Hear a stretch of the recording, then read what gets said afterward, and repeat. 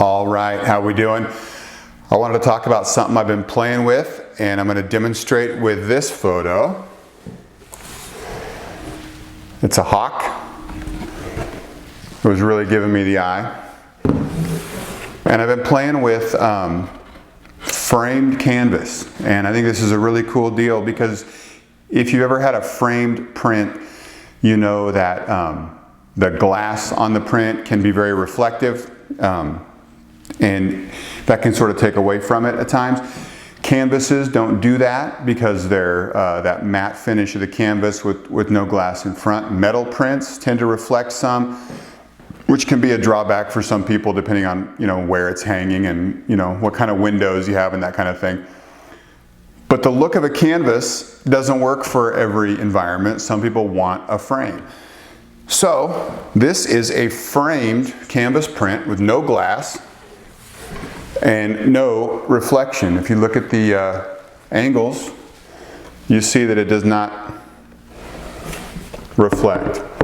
So I want to talk through how I did that really quick, and it's a very fun deal. So what you have to do basically is you print the canvas just like you would print a photo, except you print it on canvas paper. So this one I printed along with another image of a skunk that I'm going to do something similar with.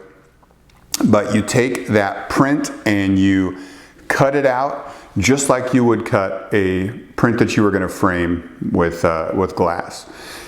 Then you take that print and you lay it on a piece of foam core board, and you cut the foam core to the exact same size as the image.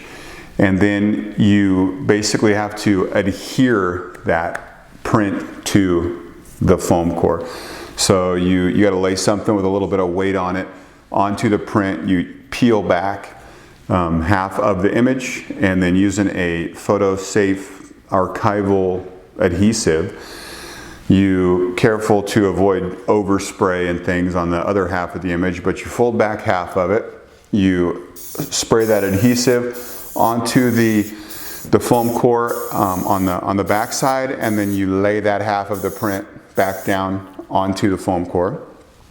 And then you have to do the same thing to the other side. So now that you got a part of it stuck, it's not going to move around, you move your weight a little bit and you peel back the other side, and then you do the same thing. You spray down the foam core with adhesive, and there are adhesive backed foam cores that I've played with, and they come with it like a giant sticker basically that you pull the back off and then stick the image onto, but they don't like to stick to canvas, I found, because of the slight texture of a canvas.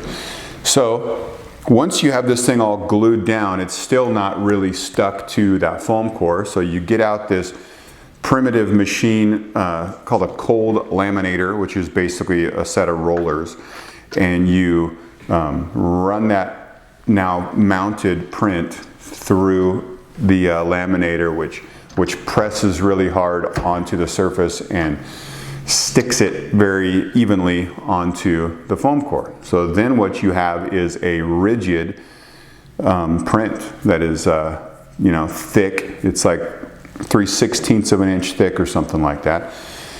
Then you get your frame and you remove the glass from it and stick your foam core in place of the glass. So this image is mounted in the frame with just foam core and the backing of the frame. And the whole package winds up being very light because glass is the heaviest part of the frame.